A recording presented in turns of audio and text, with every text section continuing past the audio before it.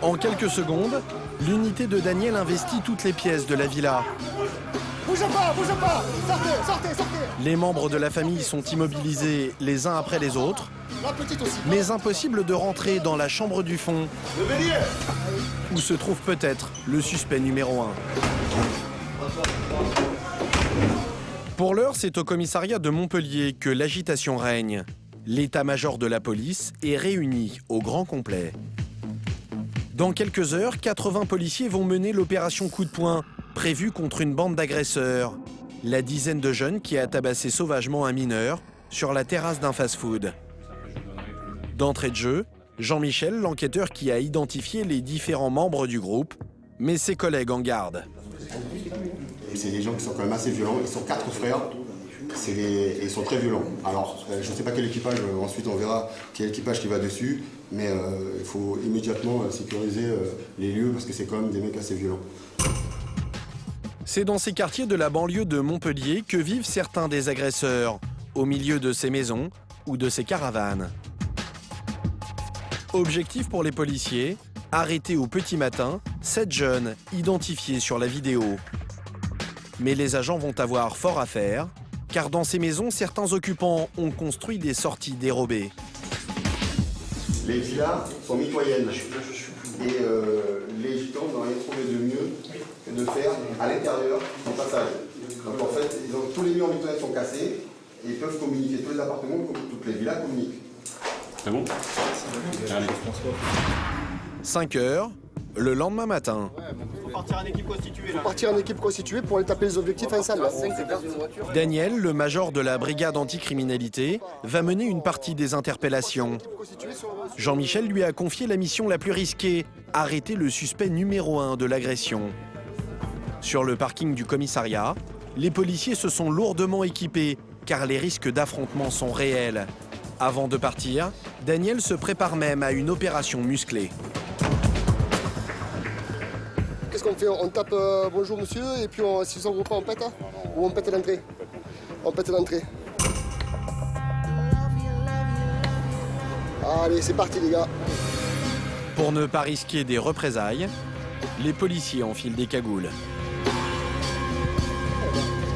Une fois sur place, ils pourraient être confrontés à une résistance armée et subir une réaction violente des familles des agresseurs. Je prends à droite hein? Stop, Daniel, stop. C'est la première. Dans le lotissement, tout le monde dort. Daniel se positionne devant la maison de l'agresseur le plus violent et au top départ,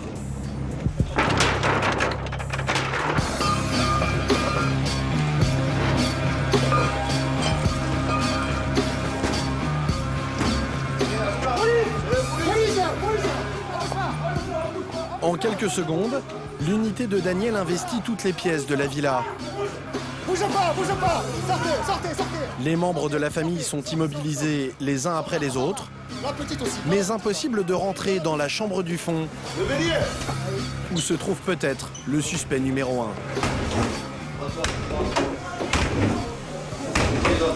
Pour empêcher une fuite par la fenêtre, l'unité de Daniel bloque la cour. Ici là. D'accord. Mais dans la fameuse chambre, aucune trace de l'agresseur présumé. Juste l'un de ses frères de 14 ans qui refusait d'ouvrir la porte. Est-ce qu'on l'a, le principal? Est-ce qu'il est là, le principal? Les policiers font chou blanc. Le suspect numéro 1, un certain Christophe, âgé de 20 ans, s'est volatilisé. Et son père, menotté, n'est pas très loquace. Il est parti, il a foutu le camp du voyage. Il a foutu le camp, c'est-à-dire? Il est parti. Il est parti où? Il est parti. Il est parti où? Il a 20 ans ou Il est parti, monsieur, c'est vrai. Il est parti. Je vous dis ça. À l'heure qu'il est, son fils a peut-être quitté la France, comme l'affirmaient certains témoins de l'agression. Daniel décide d'embarquer le père du délinquant pour en savoir plus. Le commissaire présent pour l'opération apprend que ses équipes ont arrêté 3 suspects dans les autres maisons. On a 3 objectifs sur 7, 50%. Après le reste on verra au cours de la journée. C'est pas mal. Daniel de son côté n'en a pas fini. Compte tenu des gros moyens déployés, il veut mettre la main sur un suspect impliqué dans une autre affaire d'agression en groupe. Sans perdre de temps, il file l'arrêter à proximité, dans un autre quartier difficile. Mais sur place, l'équipe découvre un vrai labyrinthe. Ils n'arrivent pas à localiser la maison qu'ils recherchent. Là, il y a un mec allé chercher la... C'est ce qu'ils disent. Où c'est que... Daniel et ses hommes, pourtant munis de cartes du lotissement, sont perdus. Attends. 16... Ouais, dans celle-là. Tous les numéros ont changé et pas question pour eux d'enfoncer la mauvaise porte. C'est là, hein. Après de longues hésitations, Bonjour madame, c'est la police, ça vous ouvre? ils trouvent enfin l'adresse du suspect. Au rez-de-chaussée, pas de traces de l'individu. C'est à l'étage qu'ils vont le découvrir. C'est rasé. Couché dans son lit, il n'offre aucune résistance. Le jeune homme est immédiatement embarqué. Pour Daniel, l'opération s'achève. Qui est daté d'une affaire ancienne. Donc le nommé interpellé des affaires dans un dossier brave. Mais sur place, les familles réveillées par le bruit commencent à se rassembler. La tension monte. Vous filmez quoi là? Vous filmez quoi? Quoi vous filmez? Vous filmez quoi là? C'était mort? Daniel et ses hommes décident de ne pas s'attarder pour ne pas envenimer la situation. Au commissariat, les interpellés sont tous placés en garde à vue. C'est Jacques, le chef de la brigade de répression des auteurs de violences, qui va les entendre. Il a affaire à des petits caïds. Merci. Alors dès le début de l'audition, il leur montre qui fait la loi ici. Donc c'est pas un salon de thé ici, hein? On vous parle que quand il y a besoin de okay. Il revient sur la sauvagerie de l'agression à laquelle ils auraient participé. Mais les deux individus nient toute responsabilité. Je croyais que c'était ces garçons, mais c'est une blague. Hein. Il y a des choses qui se sont passées, c'est-à-dire s'essuyer les pieds sur la gueule du mec quand il est au sol, c'est pas bien. Ah je sais. C'est dégueulasse. Voilà. De toute façon, c'est pas nous. Hein. Non, mais c'est des mecs qui étaient avec vous. Ah ouais. Voilà. Quand on a un peu d'honneur, on frappe pas un homme au sol quand il est inconscient. Les deux prévenus ne prêtent aucune attention aux propos du policier.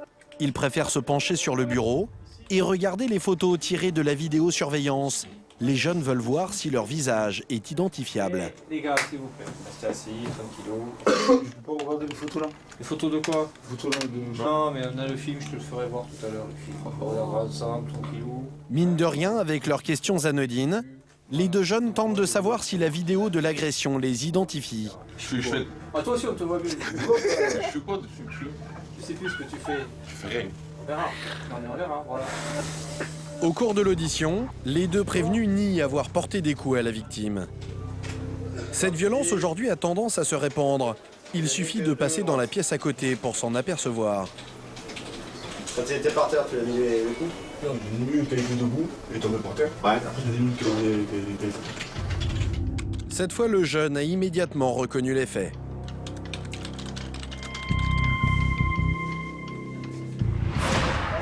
Vous montez sur le podium? Pendant ce temps, dans l'affaire du fast-food, les jeunes sont photographiés pour être fichés, ce qui ne les impressionne pas le moins du monde. On va faire une double monsieur, nous.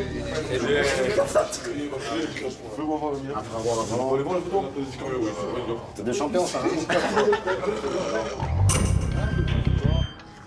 Le lendemain, 5 prévenus ont été déférés devant le juge d'instruction. Parmi eux, 2 jeunes majeurs ont été mis en détention. Quant au principal agresseur, il s'est finalement rendu quelques heures plus tard. Il risque 7 ans de prison.